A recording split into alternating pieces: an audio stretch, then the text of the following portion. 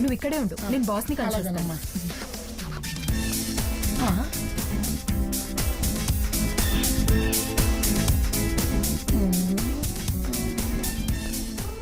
అమ్మో, వీళ్ళంతా మా చెల్లికి కాంపిటీషన్ అన్నమాట. వీళ్ళల్లో కొందరినైనా పంపించేయాలి. ఆగండి ఆగండి ఆగండి.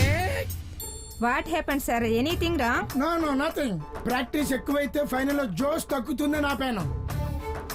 ఏమ్మా, ఇంతకీ నువ్వు ఏం కావాలనుకుంటున్నావు? నేను బాలీవుడ్ లో హీరోయిన్ అవుదాం అనుకుంటున్నాను. చూడటానికి టేక్ వుడ్ లా ఉన్నావు.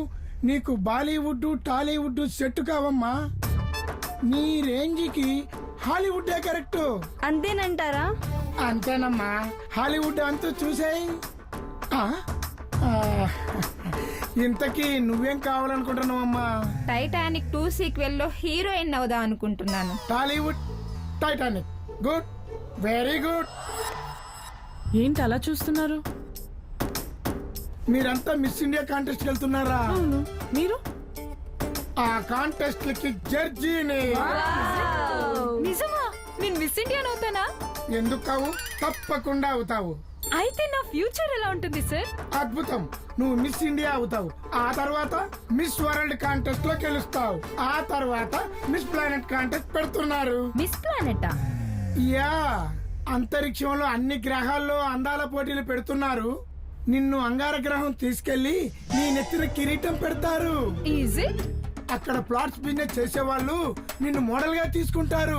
మళ్ళీ నేను భూమి మీదకి ఎప్పుడు వస్తాను సార్? అక్కడ పని అయ్యాక పంపించేస్తారు. నువ్వు భూమి మీదకి వచ్చేసరికి ప్రపంచం మొత్తం మారిపోయి ఉంటుంది. ఎందుకు సార్?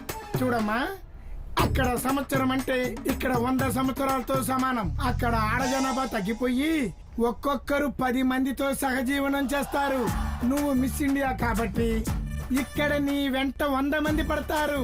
నువ్వు అందరితో సహజీవనం చేయలేక శ్రీహరికోటకు పారిపోతావు. ఎందుకు? అక్కడ నుంచి రాకెట్ ఎక్కి మళ్ళీ అంగార గ్రహానికి వెళ్ళిపోతావు. ఆ తర్వాత సార్? రాకెట్ లో పెట్రోల్ అయిపోయి దిక్కుదోచక భూమికి అంగార గ్రహానికి మధ్యలో తిరుగుతూ ఉంటావు.